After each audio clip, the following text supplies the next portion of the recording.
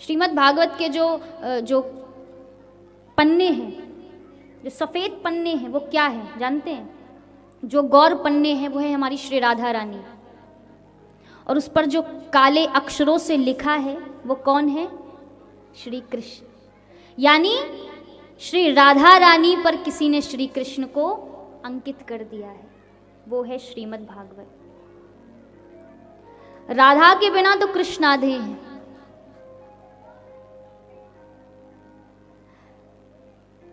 राधा कृष्णात्मिका नित्यम, कृष्णो राधात्मिको ध्रुवम। राधा जी जो हैं वो सदा कृष्ण में रहती हैं, और जो कृष्ण है वो सदा राधा में रहते हैं। भगवान स्वयं गर्ग संहिता में कहते हैं कि हे राधे, जो तुमको और मुझको अलग समझते हैं वो नरक का गामी है। जो हम दोनों को अलग समझते हैं वो नरक का भोगी है, उसको नरक की प्राप्ति होती है।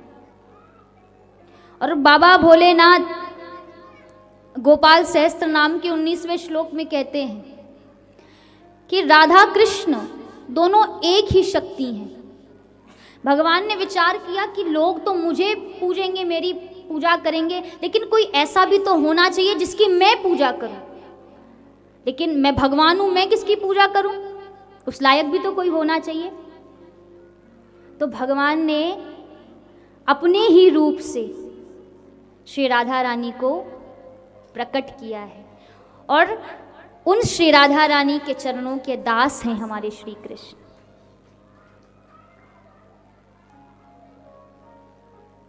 राधा रानी रस का भंडार है। इनका नाम बरसाने वाली इसलिए नहीं है क्योंकि ये बरसाने में रहती है। इनका नाम बरसाने वाली इसलिए है क्योंकि ये अपने भक्तों पर प्रेम का बूंद बूंद नहीं, पूरा सागर उड़ेल देती है, इसलिए इनका नाम है बरसाने वाली। एक बार कृष्ण भले ही कृपा करने से चूक सकते हैं, लेकिन राधा रानी नहीं। जैसे एक बालक, एक माँ एक बालक को प्रेम करती है, अपने हृदय से लगा कर रखती है। जब बालक किसी चीज़ की हट करता है, किसी चीज़ के लिए जिद करता है, तो माँ उसकी इच्छा पूरी करती है। वैसे ही हमारी किशोरी जी हैं।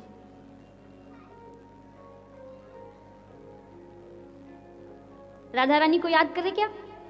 करते हैं थोड़ा सा। हो मीठे रस से भरी ओड़ी राधा रानी लागे। सभी को आता होगा।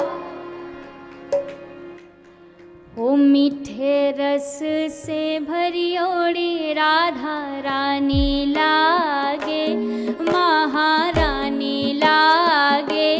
मने कारो कारो जमुना जीड़ो पानी लागे।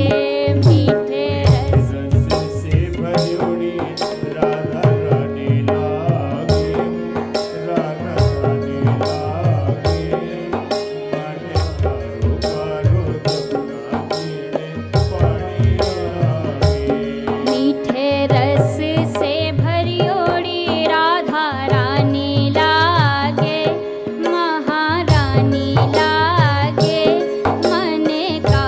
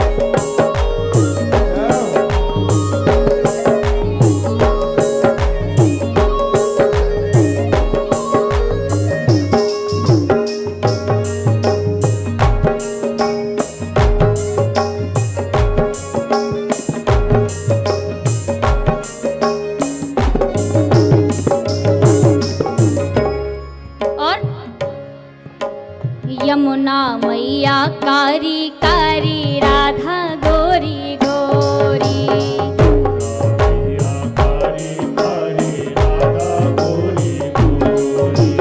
यमुना जी तो कारी कारी, राधा गोरी गोरी।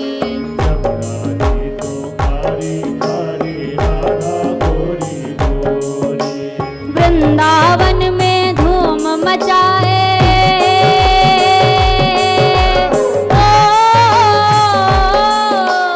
वृंदावन में धूम मचाए, बरसाने की छोरी ब्रज धाम, राधा जी की राजधानी लागे, महारानी लागे। मने कारो कारो जमुना जी रो पानी लागे।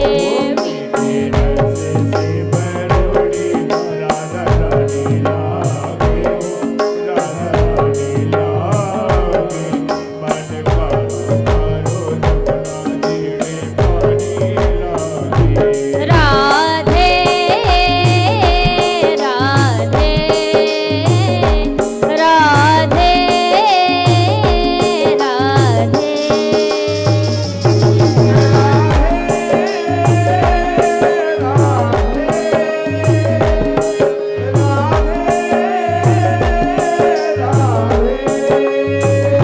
जय हो हरि बोल। भाव से तालियों की सेवा कर। जितने पीछे भक्त बैठे हैं, सभी हाथ उठा के।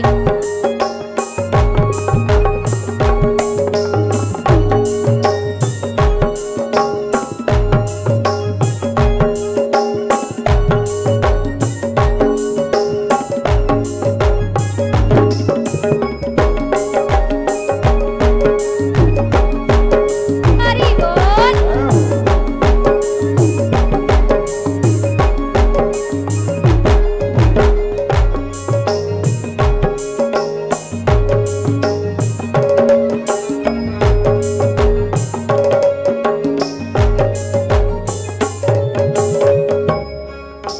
ना भावे मन माखन मिश्री, अब ना कोई मिठाई।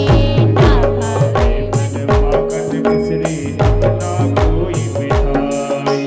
ना भावे मन माखन मिश्री, अब ना कोई मिठाई।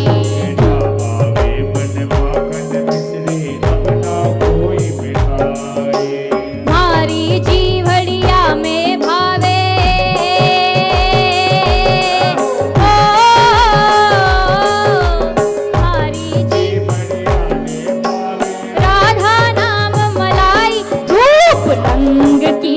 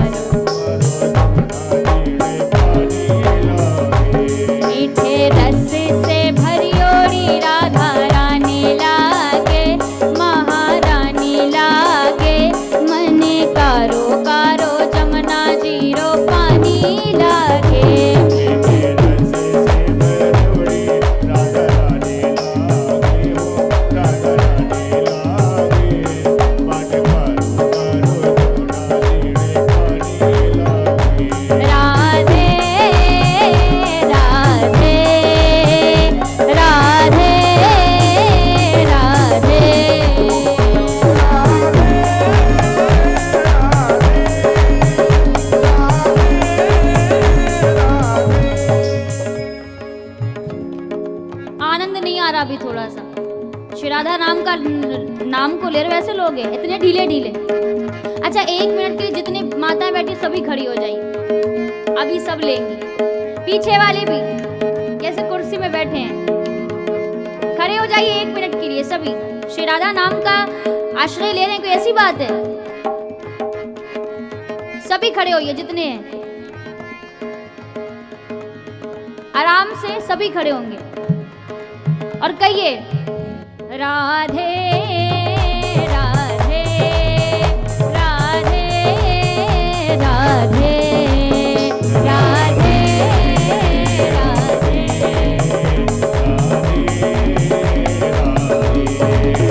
श्यामा श्यामा श्यामा श्यामा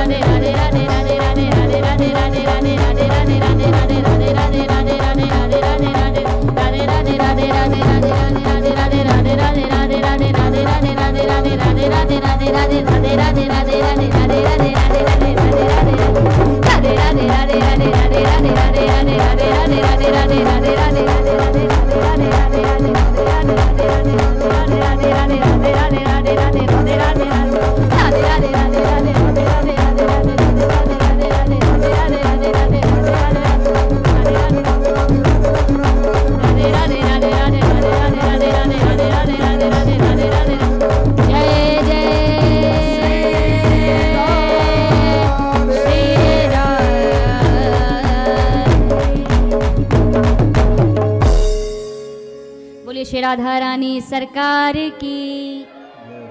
अब सभी अपने स्थान पर यथावत बैठ जाइए।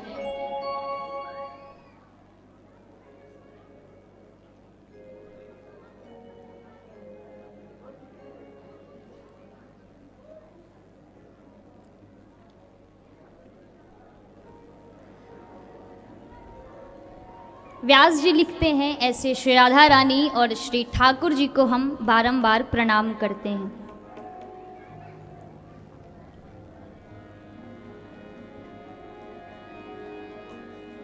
और आगे महात्म्य की कथा में प्रवेश करते हैं। व्यास जी आगे लिखते हैं, नैमिषे सूतमासीनम विवाद्य महामतिम कथामृत रसास्वाद्य कुशला शौनको ब्रवीत। नैमिषे सूतमासीनम विभाद्य महामतिम कथामृत रसास्वाद्यम कुशला शौनिको ब्रवीत। नैमिषारण्य का पावन तीर्थ है जहाँ पर 88,000 ऋषि विराजमान हैं। देखिए, थोड़ा शांति बनाए रखिए, ये महिलाओं की तरफ से आवाज़ें ज़्यादा आ रही हैं और सब पर नज़र है, ध्यान रखिएगा, थोड़ा शांति के साथ। जल्दी हो रही क्या? किसे जल्दी है किसी को? आराम से इत्मीनान से बैठिए, बहुत तो दौड़े हैं, जितनी देर बैठे हैं उतनी आनंद में रहिए।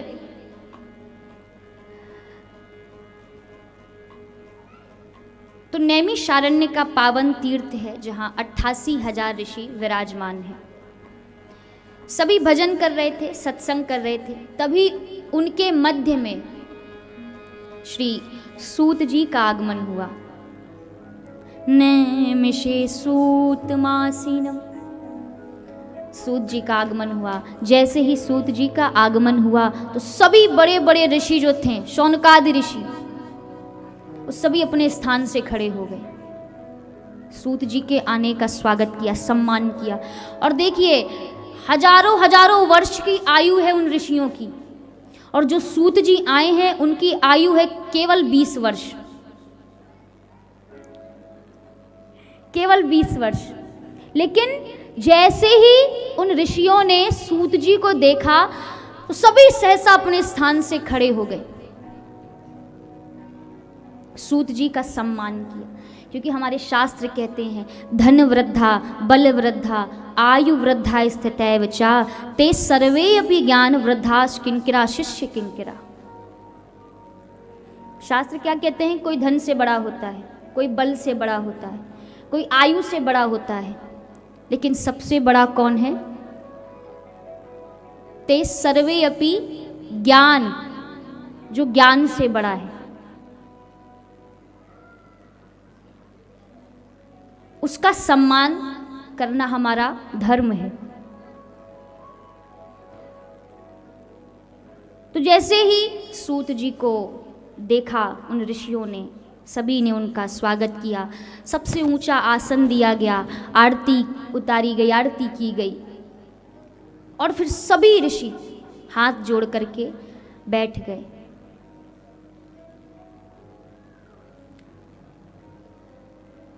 और शौनकादि ऋषियों में, उन 88,000 ऋषियों में शौनकादि ऋषि हैं जो प्रधान हैं, जो मुखिया हैं। उन सभी ऋषियों की तरफ से शौनकादि ऋषि सूत जी से प्रश्न करते हैं। प्रश्न क्या? कुछ सुनने की इच्छा रखी तो सूत जी, वैसे भी इनकी मति को महान कहा गया है, विवाद्य महामति। क्यों? क्योंकि इनकी जो मति है वो भगवान से जुड़ी है, और जिसकी मति भगवान से जुड़ी होगी उसकी मति महान होगी, इसलिए इनकी मति को महान कहा गया है। अब शौनकादि ऋषियों ने जब देखा कि सूत जी आए तो कुछ तो ज्ञान की चर्चा होनी चाहिए, कुछ भक्ति की चर्चा होनी चाहिए, हाथ जोड़ करके बैठ गए और बड़े विनम्र भाव से कह रहे हैं, अज्ञानध्वांत विध्वंस कोटि सूर्य समप्रभा सूताख्या ही कथा सारम मम कर्ण रसायनम। कहा, महाराज, आपका जो ज्ञान है वो करोड़ों सूर्यों के समान है। आपका ज्ञान अज्ञान को दूर करने वाला है।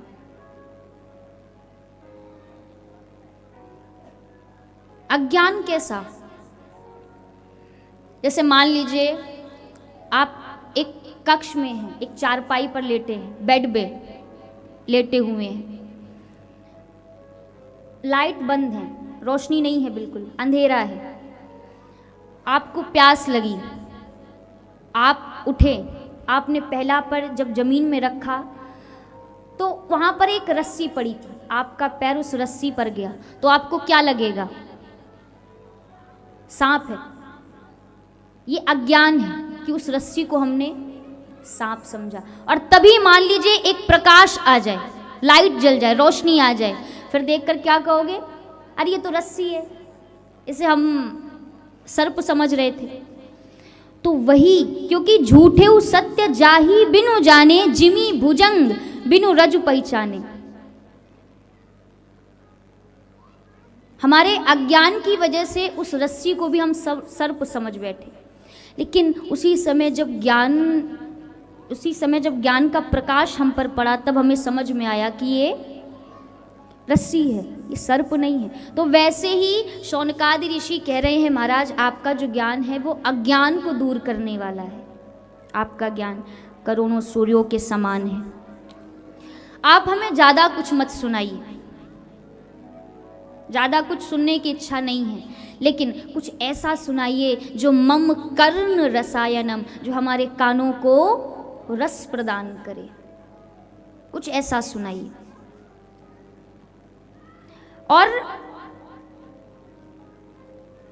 हमें कोई ऐसा शाश्वत साधन बताइए जो सबसे अधिक कल्याणकारी और पवित्र करने वालों में भी पवित्र हो। कुछ ऐसा सुनाइए, क्योंकि चिंतामणिर लोक सुखम सुरद्धु स्वर्ग संपदम प्रेक्षति गुरु प्रीतो वैकुंठम योगी दुर्लभम। चिंतामणि यदि आपको मिल जाए तो वो ज़्यादा से ज़्यादा आपको लौकिक सुख दे सकती है, सांसारिक सुख दे सकती है। कल्प वृक्ष के नीचे आप अगर बैठकर स्वर्ग मांगोगे, स्वर्ग की संपदा मांगोगे, तो वो आपको प्राप्त हो जाएगी, वो आपको मिल जाएगी। लेकिन प्रेक्षति गुरु प्रीतो, गुरु यदि प्रसन्न हो जाए तो बड़े से बड़े योगियों को दुर्लभ होने वाला भी वो वैकुंठ आपको प्रदान कर देता है। ऐसा गुरु।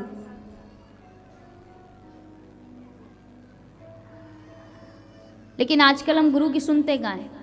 सुनते हैं? बताइए। गुरु अगर थोड़ा ज्ञान हमें देने लगते हैं ना, तो फिर क्या करते हैं? फिर हम उन्हें ज्ञान देते हैं। अरे पहले तुम मेरी तो सुनो, अपनी बाद में सुनाना। गुरु बनना बहुत कठिन है, शिष्य बनना भी कठिन है, मानते हैं। गुरु के वचनों का पालन करना, बड़े नियम होते हैं, लेकिन शिष्य बनने से कठिन गुरु बनना है। गुरु के कंधों पर कितनी जिम्मेदारी होती है, और वो भी आजकल के जैसे शिष्यों का अगर गुरु बनना हो तो धन्य है।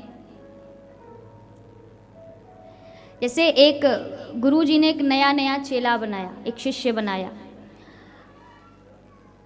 तो एक दिन गुरु जी छप्पर के नीचे बैठे हुए थे। अंदर छप्पर समझते हैं ना, जो गांव में ईंट से बनता है, छप्पर घास से बनती है, हाँ वही, झोपड़ी में जो ऊपर से पड़ता है वो छप्पर, उसी के नीचे बैठे हुए थे। तो अचानक से वर्षा होने लगी। शिष्य भी बगल में ही बैठा था। तो जब वर्षा होने लगी, और जो गायें थी वो बाहर आंगन में बंधी हुई थी, तो जब वर्षा हुई तो गुरुजी ने कहा, बेटा एक काम करो, जो गायें ये बाहर आंगन में बंधी हैं, इनको बंधनों से मुक्त कर दो, ताकि ये भी छाँव में आ जाए। अब वो शिष्य हाथ जोड़कर बोला, महाराज मुझ जैसा अज्ञानी भला क्या किसी को बंधनों से मुक्त करेगा? बंधनों से मुक्त करना तो आप जैसे महापुरुषों का काम है। क्षमा करे प्रभु, ये अनाधिकार चेष्टा मुझसे ना होगी। अब बेचारे गुरुजी गए, गायों को बंधनों से मुक्त किया, छाँव में लाए, वापस आकर बैठ गए। कुछ देर बाद गुरुजी ने कहा, बेटा जरा बाहर देख कर आना, वर्षा अभी हो रही है कि बंद हो गई? बोला, अरे गुरुजी इतनी सी बात के लिए बाहर क्या जाकर देखना, ये बिल्ली अभी अभी बाहर से आई है, इस पर हाथ फेरो, अगर ये गीली हुई तो समझ लो वर्षा हो रही है, और अगर नहीं गीली है तो समझ लो बंद हो गई है। गुरुजी समझ गए कि ये गुरु ही मिला है। अच्छा, अब रात्रि के समय गुरुजी जब सोने जा रहे थे तो गुरुजी ने कहा, बेटा ये दिया जल रहा है, इसको बुझा दो। अब वो बोला, गुरुजी इतनी ठंड में कौन उठेगा, आप तो रामायण की बात याद करो, मूंदी नैन कतऊ को नाही, आंख बंद करो और दिया बुझाई समझो। अब गुरुजी भी बेचारे सीधे साधे थे, कुछ नहीं बोले। अब गुरुजी ने देखा कि दरवाजा बाहर अभी खुले हैं, तो गुरुजी ने कहा, बेटा अच्छा तू कुछ मत कर, एक काम करिए, दरवाजा तो बंद करा। अब वो शिष्य कहता है, गुरुजी 3 काम मैंने कर दिए, एक उठ के खुद नहीं कर सकते क्या?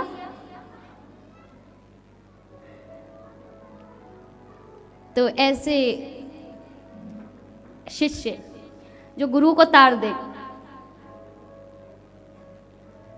एक शिष्य ने एक गुरु बनाया और उसने कहा कि महाराज आप मेरे गुरु हैं, तो हम चाहते हैं आप हमें कुछ सुनाइए। तो गुरुजी ने कहा, बेटा राम राम कहो। बोला, ये पुराना हो गया है, कुछ और नया, कुछ नया, कुछ अच्छा। तो गुरुजी ने कहा, फिर बेटा रामायण। बोला, नहीं नहीं ये भी पुराना, कुछ और नया। तो गुरुजी ने कहा कि बेटा फिर गीता।